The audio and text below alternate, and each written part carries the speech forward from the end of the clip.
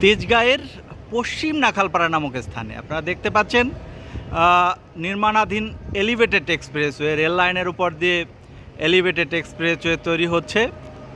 একটি বড় অংশের কিন্তু কাজ হয়ে গেছে।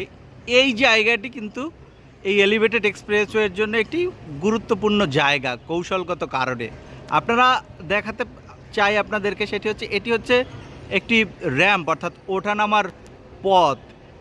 এই র্যাম্পটি বা ওঠানামার পথ দিয়ে কিন্তু যারা গুলশান বা বনানী থেকে যারা আসবে তারা কিন্তু এই দিকটায়, অর্থাৎ মহাখালী বাস টার্মিনালের দিকটায় নেমে যেতে পারবে এই পথটি ব্যবহার করে। এই পথটি আসলে মহাখালী বাস টার্মিনালে যাওয়ার নামার পথ।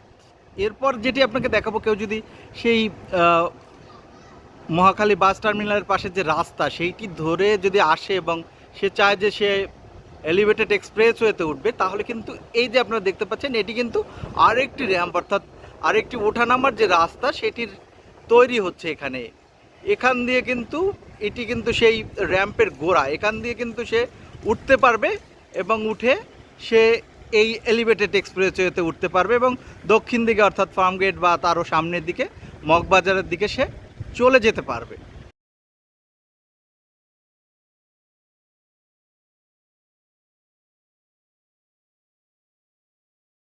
এরপর আরেকটি র্যাম্প এখানে কিন্তু রয়েছে, অর্থাৎ ওঠানামার রাস্তা।